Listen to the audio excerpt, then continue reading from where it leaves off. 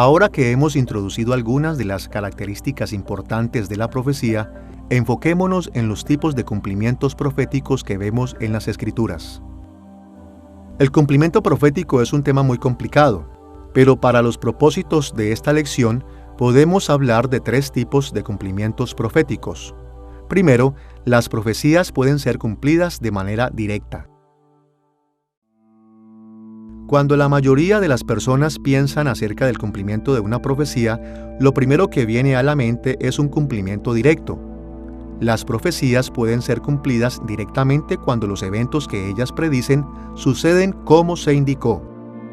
Por ejemplo, en Jeremías capítulo 25 versículos 8 al 11, Jeremías anunció que Judá caería ante Babilonia y se convertiría en un desolado terreno baldío por 70 años. Y de acuerdo a 2 de Crónicas capítulo 36 versículos 15 al 21, esto es precisamente lo que pasó. Segundo, hay también cumplimientos contingentes de profecías. Un cumplimiento contingente ocurre cuando el resultado de una profecía es de alguna manera modificada a la luz de la forma en que los seres humanos responden a la profecía. Ya hemos visto que los resultados de las profecías pueden ser modificados por las respuestas de sus destinatarios.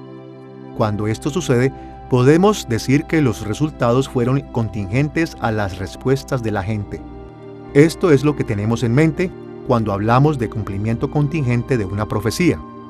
Por ejemplo, en 2 de Samuel capítulo 12 versículos 1 al 15, el profeta Natán advierte a David que Dios iba a matar a David porque él había cometido adulterio con Betsabé y había asesinado a su esposo Urías. En respuesta a esta profecía, David se arrepiente. Porque él se arrepiente, Dios redujo el juicio sobre él perdonándole la vida. Pero Dios tomó la vida del hijo de David y trajo calamidad a la familia de David. Segunda de Samuel capítulos 13 al 19 describen con gran detalle el cumplimiento de la profecía de Natán sobre la familia de David. Tercero, las profecías pueden ser cumplidas de manera tipológica. Para los propósitos de esta lección, definiremos tipológica como el trato que se da a las personas, instituciones o eventos del pasado en las Escrituras como presagio de personas, instituciones o eventos posteriores. Por ejemplo, Pablo llamó a Adán un tipo de Cristo en Romanos capítulo 5 versículo 14, porque la vida de Adán anunció la vida de Jesús.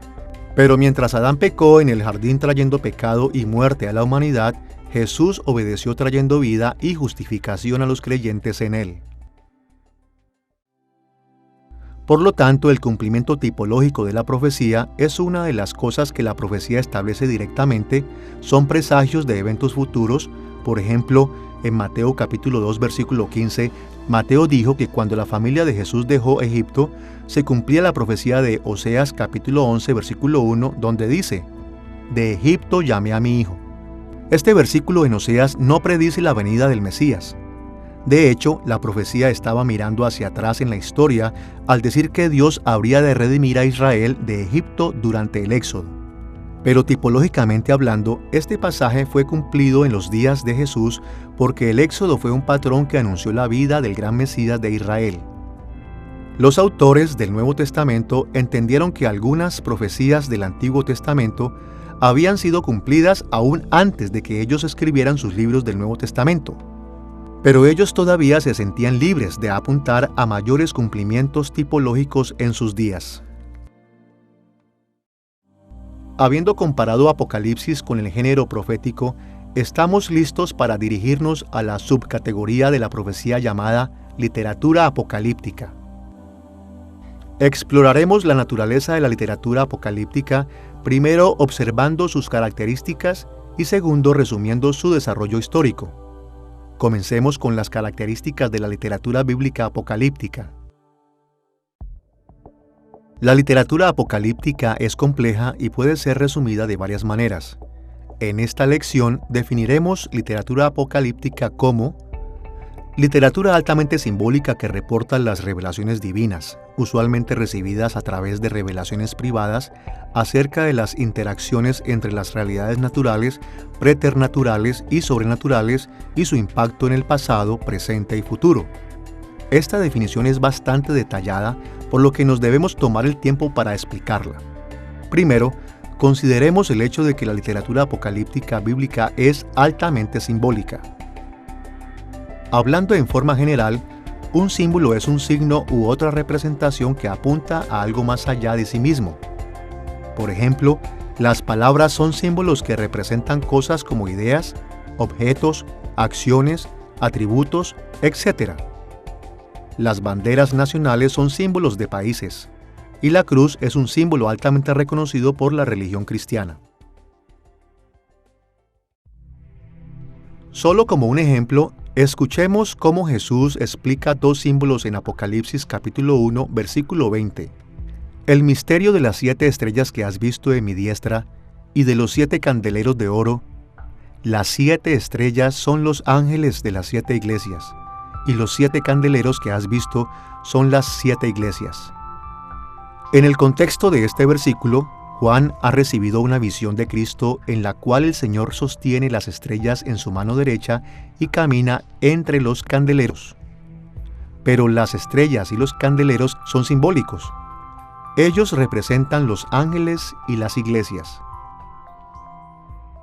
La clave para discernir símbolos legítimos e interpretarlos en el libro de Apocalipsis sin caer en un enfoque alegórico que realmente no le hace justicia al significado que Dios intentó dar en la palabra es triple.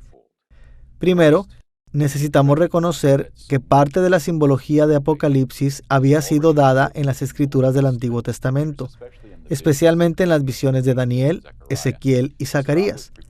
Dios fue preparando un vocabulario simbólico para su pueblo, y Juan se ha basado en eso.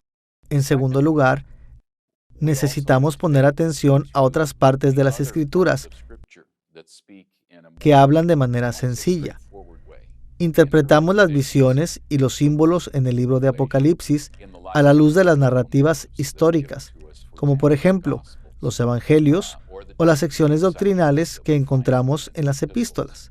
Y así comparamos los textos de las Escrituras que son más difíciles, las visiones de Apocalipsis, con textos más claros, textos más sencillos. En tercer lugar, necesitamos tomar en cuenta la promesa de las 7 bendiciones en el libro de Apocalipsis de que el que lea en voz alta y aquellos que escuchen y puedan recibir, tomar en serio y guardar estas palabras, las podrán entender. Estas no son claves y códigos que las han mantenido en secreto en el contexto del primer siglo.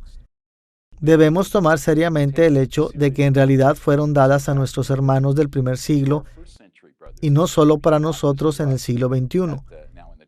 Ellos pudieron entenderlas, comprenderlas, incluso con solo escuchar, leerlas en voz alta y obtener el mensaje y recibir la bendición. La literatura bíblica apocalíptica hace frecuente el uso de símbolos. Algunos símbolos son ampliamente descriptivos, como cuando el autor escoge símbolos que hace visiblemente similar lo que él observó. Por ejemplo, en Daniel capítulo 7, versículo 4, Daniel registró una visión de una bestia que se veía como un león con alas de águila. El león y las alas eran descriptivos porque comunicaban la apariencia real de la criatura, y eran simbólicos porque también comunicaban su naturaleza. El símbolo del león implicaba que la criatura era poderosa y temible, y las alas en el león posiblemente lo asociaban con Babilonia, que a menudo retrataba leones alados en su arte. En otros casos, un símbolo puede ser concebido con el fin de ilustrar un punto. Por ejemplo, en Joel capítulo 2, versículo 25, Dios describe a los ejércitos invasores como langostas. Los ejércitos no se ven como langostas, pero se comportaban como langostas. Eran una masa imparable que devoraba todo lo que deseaba. Aún hay otros símbolos que son usados porque son representaciones tradicionales de cosas o de ideas, similares a la bandera de un país. Por ejemplo, en Apocalipsis capítulo 1, versículos 10 al 20, Juan recibió una visión de Jesús altamente simbólica. Jesús aparece como un ser humano vestido en una túnica larga con un cinto de oro alrededor de su pecho. Su rostro brilla como el sol. Su cabello era blanco.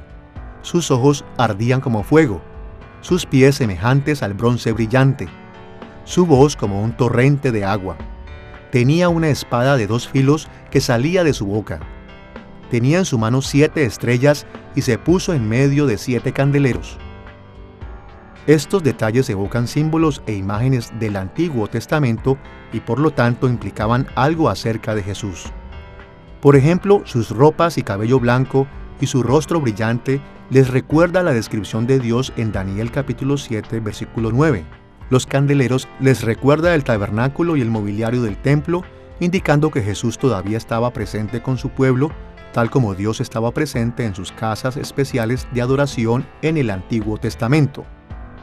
Y las estrellas les recuerda descripciones de reyes y líderes del Antiguo Testamento, como en Números capítulo 24, versículo 17, Isaías capítulo 14, versículo 12, y muchos otros pasajes. Por lo tanto, cuando Apocalipsis habla de estrellas como ángeles que representan iglesias, es porque Jesús estaba revelando su reino espiritual presente como rey sobre toda creación. Desde una perspectiva humana, Roma amenazó con controlar el destino de la iglesia, pero el símbolo reveló que Jesús tenía todo el poder y la autoridad sobre la iglesia en su mano. Escritos apocalípticos generalmente contienen imágenes y símbolos que los lectores modernos encuentran difíciles de entender, pero la mayoría de los símbolos en el libro de Apocalipsis no eran confusos para la audiencia original de Juan, porque ellos fueron tomados del Antiguo Testamento y del mundo que les rodeaba. Su propósito no era confundir a los lectores de Juan, sino comunicar la verdad de una manera convincente y memorable. Una segunda característica de la literatura apocalíptica bíblica es que ésta reporta revelaciones divinas. La literatura apocalíptica bíblica es inspirada por el Espíritu Santo, al igual que el resto de las Escrituras. Es parte de la infalible, completamente confiable y autoritaria palabra de Dios para su pueblo. Reporta revelaciones verdaderas que fueron dadas a autores humanos, ya sea por el mismo Dios o a través de sus perfectamente fiables mensajeros angelicales. La literatura apocalíptica bíblica no es especulativa. No es el mejor pensamiento de un autor humano. Por el contrario, es la verdadera comunicación de Dios para su pueblo que revela sus intenciones hacia la creación. Tercero, las revelaciones divinas reportadas en la literatura apocalíptica bíblica tienden a ser recibidas a través de revelaciones privadas. La palabra apocalipsis significa descubierto o revelado. Así que en el fondo, la literatura apocalíptica bíblica es un trabajo que revela el plan de Dios para su pueblo, por lo que será capaz de dar sentido al mundo sin perder la esperanza. Pero a diferencia de otras revelaciones milagrosas, como cuando Dios apareció a la nación entera de Israel como una columna de nube en Éxodo capítulo 13, las revelaciones apocalípticas bíblicas tienden a ser recibidas por individuos solitarios. Los profetas recibieron sueños, escucharon voces o sonidos, vieron visiones, fueron visitados por mensajeros angelicales, tuvieron experiencias que parecían tomarlos fuera de sus cuerpos. Algunas veces incluso se encontraron con Dios mismo. Pero esto sucedió en un ambiente privado. Es entonces cuando el profeta, como un mensajero y embajador de Dios, entrega el mensaje al pueblo de Dios. La cuarta característica de la literatura apocalíptica bíblica que mencionaremos es que ésta trata con interacciones entre las realidades naturales, preternaturales y sobrenaturales. La palabra natural se refiere al universo donde vivimos, incluye el mundo físico y todas sus criaturas. La palabra preternatural se refiere al mundo más allá de lo natural. Este es un mundo habitado por espíritus como ángeles y demonios. Finalmente, la palabra sobrenatural, que significa sobre lo natural, se refiere específicamente a Dios y sus acciones. Dios es el único ser soberano que está totalmente sobre y en control del reino natural, así que Él es el único ser que verdaderamente es sobrenatural. Todos estos reinos están en constante interacción. Dios ejerce control sobre el reino natural y el preternatural. Los ángeles y demonios en el reino preternatural influencian cosas que pasan en el reino natural. Los demonios nos tientan al pecado. Los ángeles nos cuidan. Y de acuerdo a la Escritura, los ángeles y demonios incluso afectan las políticas internacionales. A lo largo del Antiguo y del Nuevo Testamento podemos entrever que las fuerzas espirituales influyen en la historia del mundo. Por ejemplo, en 2 de Reyes, capítulo 6, Eliseo estaba siendo perseguido por el rey de Aram. Eventualmente, el rey de Aram alcanzó a Eliseo y lo rodeó, y el sirviente de Eliseo se aterrorizó. Pero escuchemos lo que sucedió después en 2 de Reyes, capítulo 6, versículos 15 al 17. Entonces su criado le dijo: «Ah, señor mío, ¿qué haremos?». Él le dijo: «No tengas miedo, porque más son los que están con nosotros que los que están con ellos». Y oró Eliseo y dijo: «Te ruego, oh Jehová, que abras sus ojos para que vea». Entonces Jehová abrió los ojos del criado y miró, y he aquí que el monte estaba lleno de gente de a caballo y de carros de fuego alrededor de Eliseo. Aunque tales ideas en el reino preternatural y el sobrenatural aparecen aquí y allá en diversas partes del Antiguo y del Nuevo Testamento, la literatura apocalíptica bíblica se centra en gran medida en estos asuntos.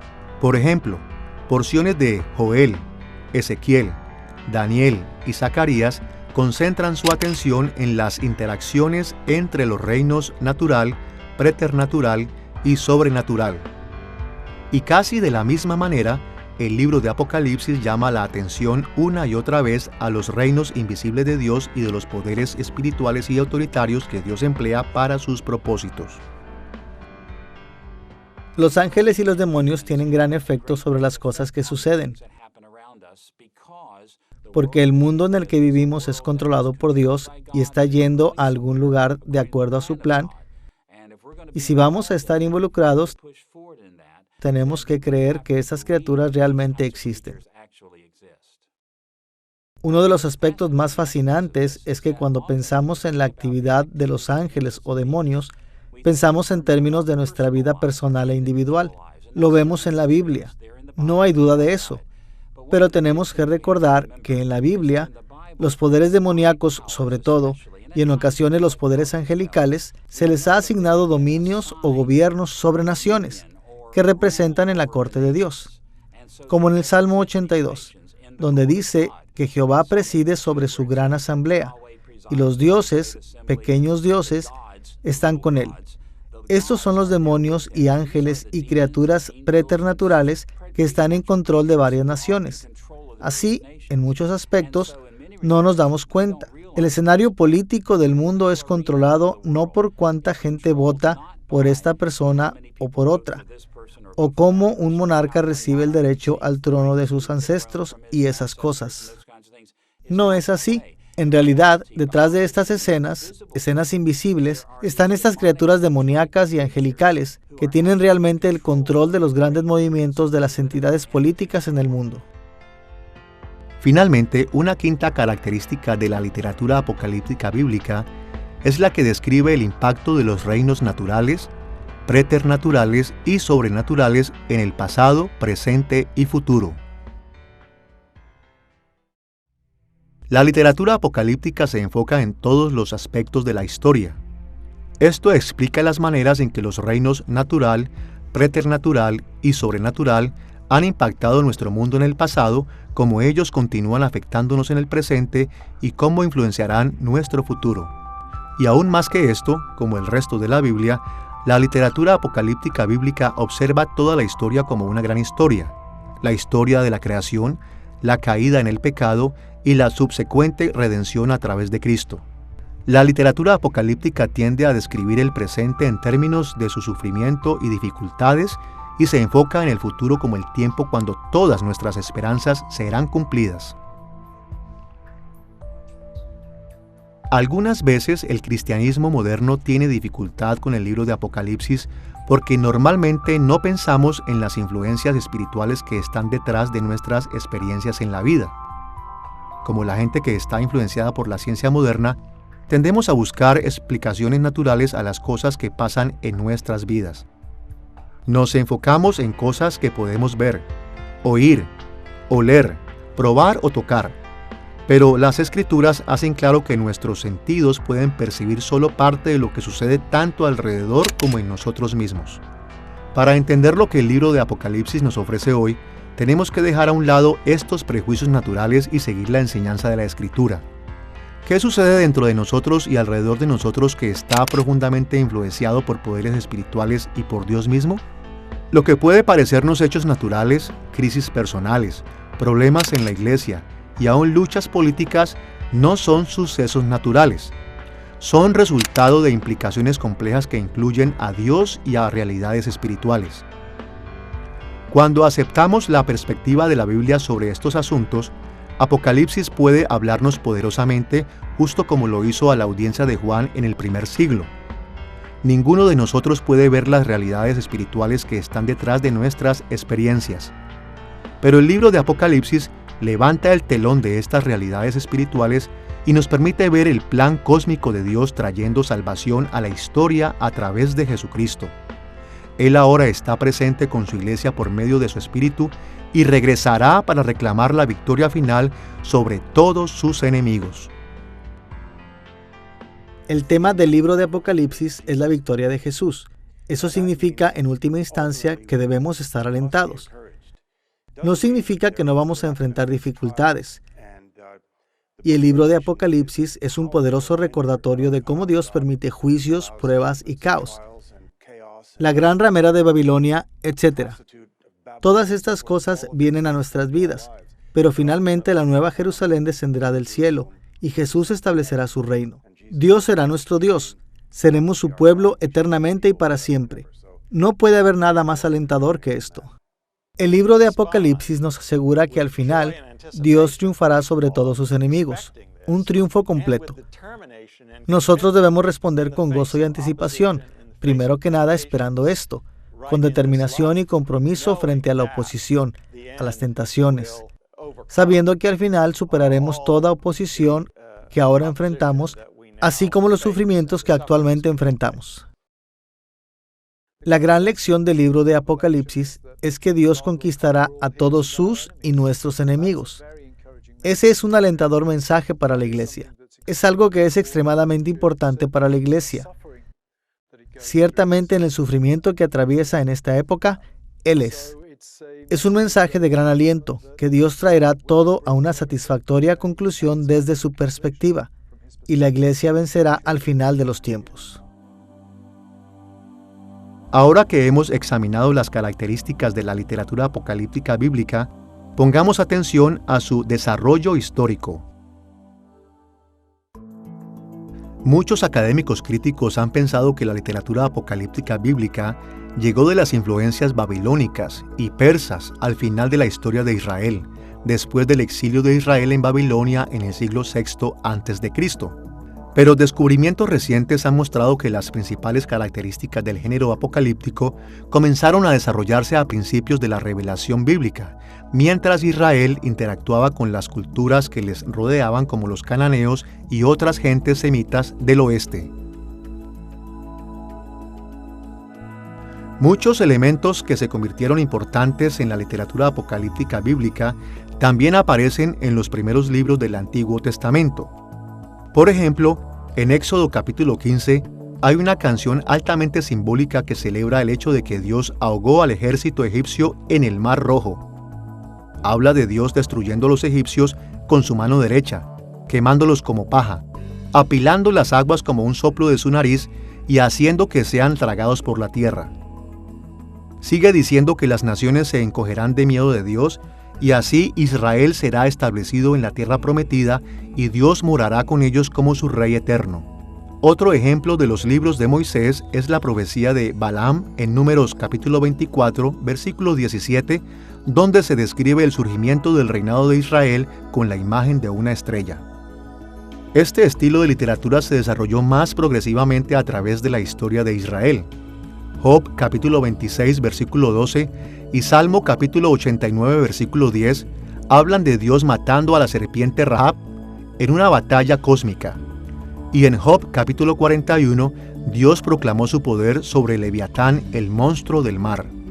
Y los profetas continuaron desarrollando imágenes apocalípticas a niveles mayores en libros como Joel, Daniel, Ezequiel y Zacarías.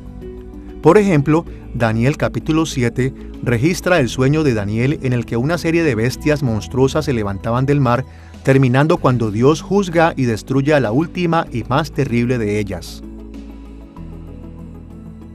El período que sigue inmediatamente al cierre del Antiguo Testamento es generalmente llamado el período intertestamentario porque fue escrito después del Antiguo Testamento y antes del Nuevo Testamento.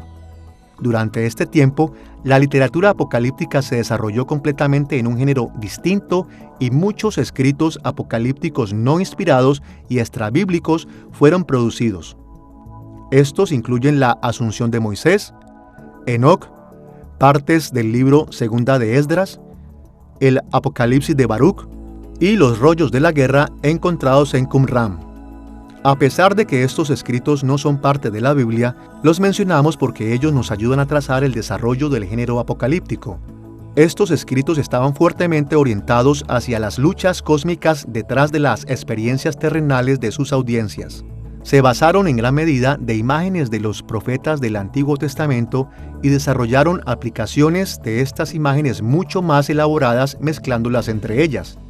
Estos aspectos particulares de la literatura apocalíptica intertestamental se encuentran también en los escritos apocalípticos del Nuevo Testamento.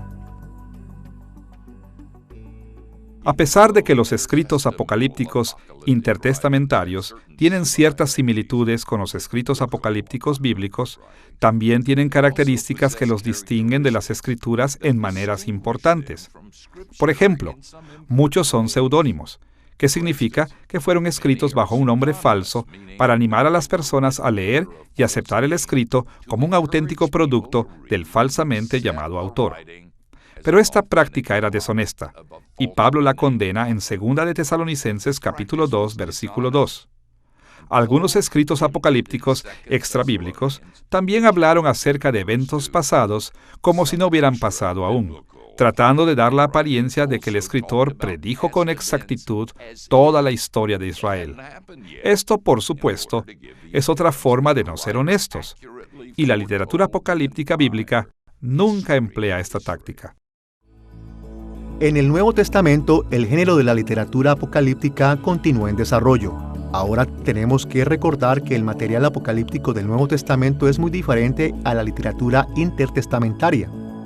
El Nuevo Testamento es totalmente honesto y digno de confianza.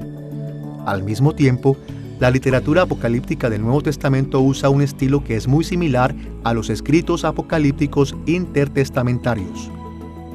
Fuera del libro de Apocalipsis, encontramos formas apocalípticas en lugares como Mateo capítulo 24.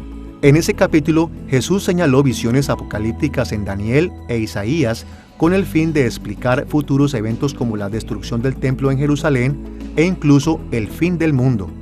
Por ejemplo, en Mateo capítulo 24, versículo 29, Jesús habló acerca de que el sol y la luna cesarán de dar su resplandor y las estrellas caerán del cielo. Puede haber incluso indicios de estilo apocalíptico en las cartas de Pablo. Pablo generalmente da esperanza a sus lectores, demostrándoles que la muerte y la resurrección de Cristo venció a los poderes demoníacos, como en Colosenses capítulo 1 versículos 15 al 20 y capítulo 2 versículos 13 al 15. Él frecuentemente habló acerca de guerra espiritual en formas que parecían escritos apocalípticos. En 2 de Tesalonicenses capítulo 2, él habló de las fuerzas cósmicas del mal que serán vencidas cuando Cristo regrese. Pero por supuesto, el escrito del Nuevo Testamento que mejor ejemplifica el final del desarrollo de la literatura apocalíptica bíblica es el libro de Apocalipsis. Apocalipsis es complejo porque contiene una concentración de características apocalípticas, pero está también muy arraigado en el resto de las Escrituras, y esto debe confortarnos cuando lo leemos. El libro puede parecer extraño para nosotros, pero el resto de las Escrituras puede ayudarnos a entender su mensaje, así como su aplicación a nuestras propias vidas en el mundo moderno. Comprender el trasfondo literario de Apocalipsis es de gran ayuda para nosotros. El hecho de que Apocalipsis consiste primordialmente de profecías apocalípticas nos asegura que el libro de Apocalipsis intenta motivarnos a obedecer a Dios con todo el corazón. Sus palabras e imágenes no intentan confundirnos o enfrentarnos a rompecabezas acerca de un futuro inmutable.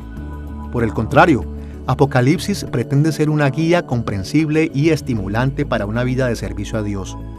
Al investigar el libro de Apocalipsis más profundamente en otras lecciones y el entender su función como profecía apocalíptica, nos ayudará a comprender su mensaje y a vivir de acuerdo a sus enseñanzas. En esta lección hemos estudiado 3 aspectos importantes del trasfondo de Apocalipsis. Exploramos su trasfondo histórico enfocándonos en su autor, fecha de composición y audiencia original.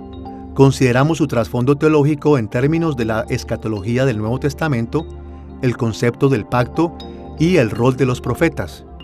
Y describimos el trasfondo literario de Apocalipsis, particularmente su relación con los géneros de profecía y apocalíptico. El libro de Apocalipsis puede parecer extraño a nuestros oídos hoy día, pero en su escenario original habría sido mucho más fácil de entender. Las formas que Juan usó y las cosas que dijo podrían haber sido familiares para su primera audiencia. Y en cuanto mejor entendamos su contexto y perspectivas, seremos más capaces de entender el mensaje de Juan y aplicarlo a nuestra propia vida, ya sea que estemos sufriendo por la causa de Cristo y el Evangelio, o disfrutando de una paz relativa. El libro de Apocalipsis nos enseña a permanecer fieles a Jesús y a esperar en el maravilloso futuro que Dios ha planeado para aquellos que confían en Él.